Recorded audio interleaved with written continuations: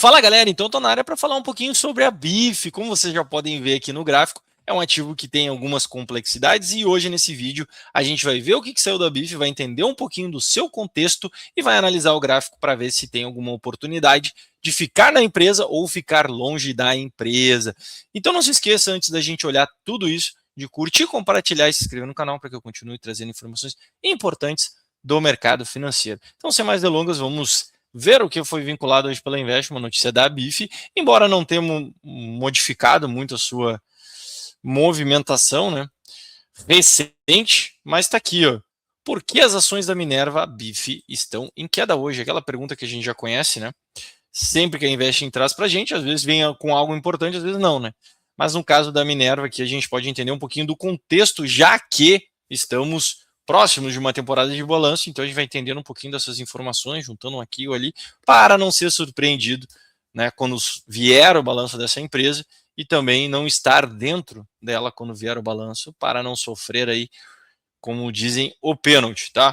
Então as ações da Minerva caíram 5,2 na sessão de hoje. O primeiro negociado a 13,52, tá? Pressionados pelas convergências de uma deteriorização no ciclo pecuário doméstico e pelo crescente preocupação de que as cotas específicas da China para importação de carne bovina do Brasil estejam próximas do esgotamento.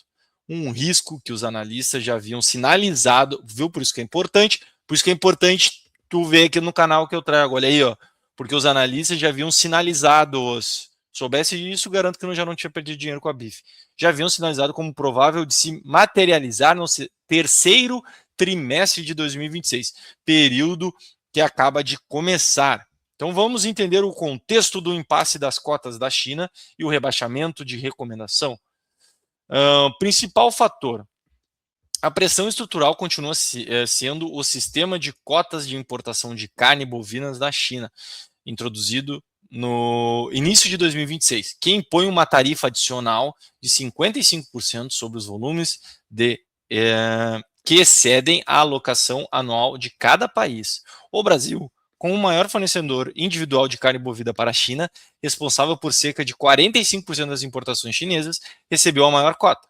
No entanto, os analistas de vários bancos modelaram um cenário no qual este teto será atingido já em julho, forçando exportadores como Minerva a redirecionar volumes para mercados que oferecem preços praticados menores e margem spreads mais estreitos. Então, resumo, vamos tentar entender de maneira prática aqui o negócio. A China disse o seguinte: galera, rolou aqui, vocês estão exportando demais para nós, vamos ter uma cota, bateu a cota, já era, não tem mais o que fazer. Aí a Minerva tem a sua produção, não vai matar os seus boizinhos, pegou e disse o seguinte: cara, o que eu vou fazer com meus boizinhos? Eu vou ter que vender para algum lugar para não dar um prejuízo, né? Então vou ter que vender para algum lugar. Aí pensa, vou vender para Singapura, vamos supor. Vamos vender para a Índia, que é sagrado. Vamos vender para a Índia, que a Índia, o boi é sagrado. Vamos vender para a Índia, vai dizer: cara, olha só, a China te paga 50, eu vou te pagar 10 porque aqui o boi é sagrado, né? Sabe como é que é? Não dá pra te comprar. Então, tu vai ter uma redução de margem e provavelmente isso vai afetar o balanço e afetando os seus múltiplos, né? A gente vai ver uma queda do preço significativo. Então, fique atento. Não caia naquela ideia da BIF querendo fazer um fundo. Não caia nessa ideia ainda. Tome cuidado. Cuidado. Já está sendo avisado aqui. Para agravar a situação, o Itaú BBA rebaixou a BIF para neutro no final de maio, cortando drasticamente o seu preço-alvo de 9, que já não é grande coisa, para 5,50, piorando, citando um ambiente operacional menos favorável e baixa visibilidade sobre variáveis importantes. Porque, se a gente for ver aqui o que é interessante, que essa questão de cota foi introduzida no início de 2026. Então, pelo que dá a entender aqui, é a primeira experiência que a BIF está passando com isso. A gente não sabe, pelo visto, quais são os reflexos e quais serão os reflexos para fazer uma projeção para frente. Então, a primeira experiência que a BIF está fazendo com isso e como ela vai se desdobrar para fazer com que esse excedente de produção, né, na comparação com a cota, vá para algum lugar. E como isso vai afetar diretamente o seu balanço. Então, ela entregava X, ela tinha um caixa X, agora ela vai ter um X menos.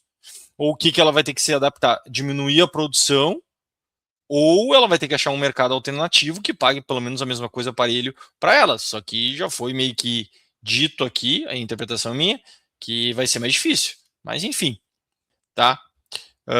A gente teve aqui a visibilidade de variáveis importantes que ninguém sabe o que realmente vai acontecer. Sinais técnicos em todos os horizontes de tempo indicam atualmente venda forte. Isso aí nós vamos ver.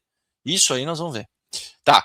Virada no ciclo do gado e margens pressionadas. O cenário mais amplo no setor de amplificação amplifica a pressão após vários anos de oferta abundante de gado a baixo custo, o que impulsionou fortes margens para os frigoríficos brasileiros. O ciclo do rebanho mudou. O ritmo acelerado de abate reduziu a oferta disponível de animais, elevando o preço do boi gordo no Brasil, espremendo as margens de processamento. Então já temos uma questão de margens espremidas. Vai piorar, pelo visto. O resultado da Minerva de 1 tri de 26, divulgado em maio, ilustra bem essa dinâmica, vamos entender. Receita superou as expectativas com um crescimento de 20% na comparação anual. Lucro por ação, o famoso LPA, ficou significativamente abaixo das projeções em meio ao aumento dos custos dos insumos. Projeção, guidance, essa aqui, cara, vocês que não estão ligados, aparece isso aqui, meu, mexe com os instintos da galera. A diretoria sinalizou que as margens de 2026 devem ficar abaixo dos níveis de 2025. Tá tudo numa boa. Para cima deles, né, o Bife? Tá maravilhoso. Pares como Marfrig e JBS enfrentam ventos contrários semelhantes, embora a exposição altamente concentrada da Minerva às exportações de carne bovina a torna particularmente sensível a qualquer deteriorização na demanda chinesa ou nos preços globais de proteína. Então já tem mais uma crítica aqui que a Minerva não soube fazer diversificação. Por isso que é importante a diversificação. A Minerva não soube fazer, ó, vai tomar-lhe. Porque ela diz aqui, ó, pares como Marfrig e JBS enfrentam ventos contrários semelhantes. Para aí. Então, se vento contrário, se a Minerva está tomando um vento quente, a JBS e Marfrig um vento frio. Pelo que dá para entender, o negócio é ruim para a Minerva, mas JBS e Marfrig estão legal. Embora a exposição altamente concentrada da Minerva, as exportações de carne bovina tornam particularmente sensível a qualquer deterioração da demanda chinesa. Então, ela tem uma concentração grande de exportação para a China. Não soube diversificar, ó, sentou. E aí se ferrou. Entendeu? Se ferrou. Então, o resumo da informação é o seguinte: melou, ferrou, correria e não sabemos o que fazer. A pergunta, pelo que eu estou entendendo aqui, eu acho que vai ser respondida, obviamente, no futuro, que nem eu falei ali, os pontos importantes. Agora, resumo dos pontos importantes dessa notícia, aqui, desse conteúdo que é relevante, tá? É relevante. É muito importante. Que é aqui, ó. Eu não sabia que a China estava fazendo cota, mas tudo bem, ela está fazendo cota, o problema é dela, cota dela. Mas para mim não faz muito sentido, né? Porque se eu importo 45% da carne, vai subir o preço da carne, ela vai comprar de alguém? Ela vai comprar de alguém, vai fazer a Minerva abrir frigorífico em outro lugar, a não ser no Brasil, para exportar. Minerva, já dei a dica. Já dei a dica. Anota aí. Anota aí. Pô, vamos abrir um frigorífico em outro lugar, né, meu? Por óbvio. Por óbvio. Se o problema é por cota para o país, vamos abrir um frigorífico no Uruguai e vamos vender do Uruguai e vamos bater a cota.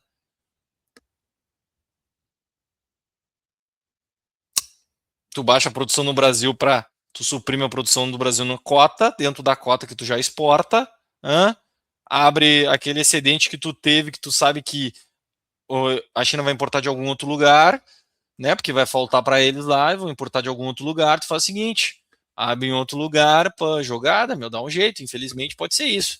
Quero que faça, não, porque é ruim para nós, né? Mas enfim, é uma jogada que a BIF pode fazer, né? Mas anota aí, pode ser uma boa jogada. Enfim. O que eu ia falar? Me perdi. Tá. Aqui, ó, as tarifas adicionais, aquela coisa toda, que a primeira coisa é o que? A China está fazendo cota, não sabia, vai ser batido em julho. O rebaixamento, os caras já avisaram que o negócio vai ficar ruim. As margens já estão ruins, falta de diversificação. A diretoria já sinalizou que o guidance vai ser ruim, pior que o dos outros. Me diz o que é bom aqui, não tem nada que é bom. E para piorar o que nada é bom, olha isso aqui. É um gráfico horroroso. Nós temos um gráfico aí da brilhante BIF, ou Minerva, que teve o seu IPO em 2007, 20 de 7 de 2007, a R$ 10. Desde então, as coisas do carinha lá, que foi malandrão, vou comprar no IPO.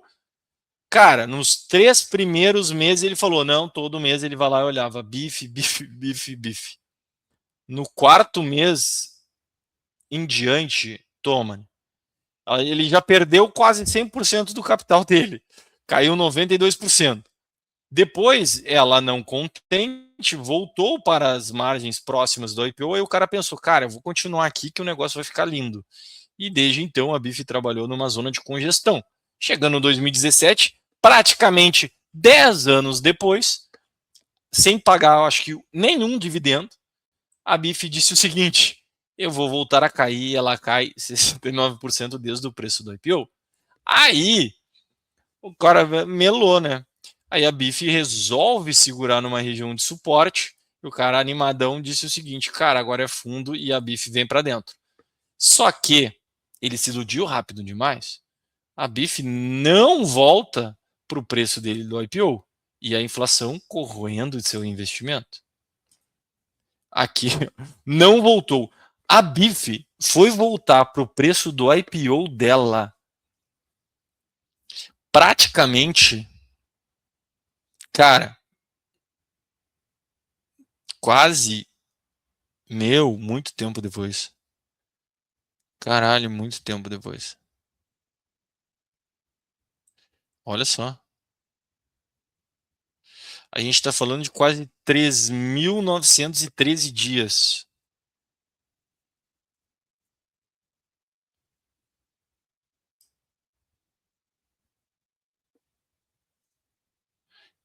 Caramba, velho, quase 15 anos depois ela volta pro preço da IPO. Até eu fiquei triste por esse cara aí que comprou no IPO. E aí o cara pensou, não, agora nós vamos para dentro deles, né? E aí o que que acontece? Ela faz uma nova congestão e vem abaixo do IPO, e no momento ela está abaixo do IPO. Então o cara que entrou aqui acreditando nisso aqui, velho, só se danou. Só se danou. E a pergunta, Rafael, o que que eu faço com essa nhaca aqui? Não sei, não sei. Eu acho que ninguém sabe o que que vai acontecer. Que nem a gente leu ali na notícia, é a primeira vez que isso está acontecendo, tá? Primeira vez que a China impõe a cota ali, que começa a ser praticada em 2026. Não sei como é que ela vai ser afetada, mas a gente tem alguma certeza que é a seguinte, pelo menos, tá? Ninguém tá otimista. As coisas vão ficar horrorosas, tá? Mas graficamente falando, agora falando um pouquinho mais sério, assim, ela vem numa sequência, principalmente nesse curto prazo ali, né? A gente vê o contexto histórico dela geral, mas no curto prazo ela tem uma sequência de pequenos vendedores muito significativo. Ela bate numa região de suporte, tá? Até tenta no mês passado, pelo menos, sinalizar uma dúvida ali, podendo até no curto prazo ter uma expectativa mais positiva, né? Pensando até mesmo num fundo. Nesse mês que, óbvio, recém começou, tem muito tempo ainda para rolar, nesse primeiro momento a gente tem um candle negativo, que pode sinalizar sim um rompimento para baixo e até mesmo voltar para essa região de suporte ali que é em meados de 2011, né, para a BIF. Então a situação dela não é muito agradável.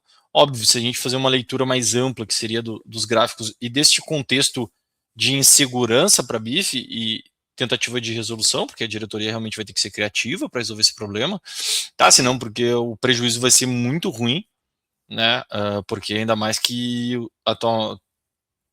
teu material de produção ele é perecível, né? Que nem a carne, eles têm que resolver o problema de maneira muito rápida e objetiva, né? Para não sair no prejuízo. Como vai fazer isso, ninguém sabe. Mas enfim, olhando graficamente aqui, a gente olhou para o longo prazo, então para quem pensa em investir em qualquer estrutura da BIF, eu acho que não é recomendável, não é recomendável. Ninguém está recomendando isso por conta da incerteza. E a gente olhando aqui operações de curto prazo, que aí a galera que gosta mais disso, pode fazer sentido, tá? Tem potencial para vir buscar essa zona de congestão ali, tá? Para BIF. Olha só. Aqui a gente pode ver. Peraí que puxou errado ali.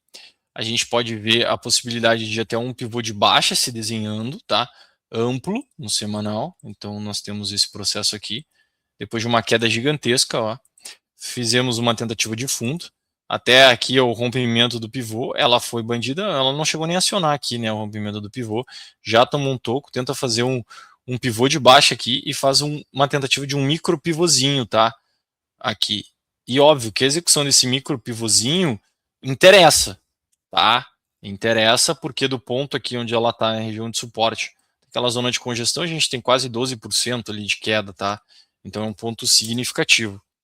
Olhando para o gráfico diário, a gente vê em linha que se caso ocorra o rompimento no semanal, não estaria esticado no diário, o que traz, né, olhos ainda mais para esse possível pivô de baixa. Então faz sentido, tá, acreditar no pivô de baixa. Então, assim, fica interessante, dá para pensar num rompimento da mínima ali, tá? Com a possibilidade de um pivô de baixa, eu acho que tem jogo, tá?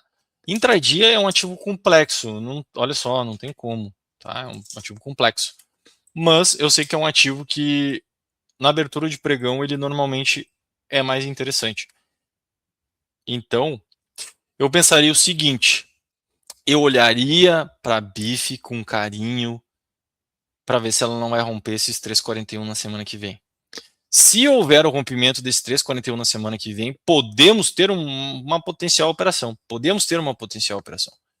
Que seria buscar, pelo menos, né, em tese teórica, essa região de suporte, na casa dos 3,2. Então chama atenção. Para quem é investidor de longo prazo, sinto muito, meu amigo. Para aquele cara que comprou o IPO, se ele vê esse vídeo, tá difícil, eu sei, tá doendo, mas não tem muito o que fazer, a situação pelo visto vai piorar. Para quem tá nela já há algum tempo também não tá muito legal, e eu não sei se não é hora de largar da mão, tá? Largar da mão. Não embala que o filho não é teu, então larga da mão, tá? Não tem muito o que fazer. Para quem pensa em movimentações de curto prazo, eu acho que faz sentido, tá? Principalmente operações na venda, eu acho que tem bastante apelo aqui, tem negócio, tá? Aqui tem negócio, aqui tem alguma situação aqui para ser olhada com carinho para BIF. Só um detalhe, né? Ela é um ativo de valor nominal baixo, ela está envolvida em alguns problemas ali, como a gente já pode notar, principalmente envolvendo seus múltiplos, e ela é um ativo a risco que tem uma volatilidade um pouquinho maior. Isso pode ter uma preocupação. Então, cuidado para quem pensa em botar um stop muito curto aqui na BIF, que pode ter alguns problemas por conta disso. Tá bom, galera? Então, esse foi o vídeo de hoje. A gente olhou um pouquinho do contexto da BIF, a gente analisou os gráficos, chegou numa conclusão, ou também nenhuma, pode também acontecer. E eu fico por aqui, tá? Não se esqueçam de curtir, compartilhar e se inscrever no canal para que eu continue trazendo informações importantes sobre o mercado financeiro. Um grande abraço a todos e fui!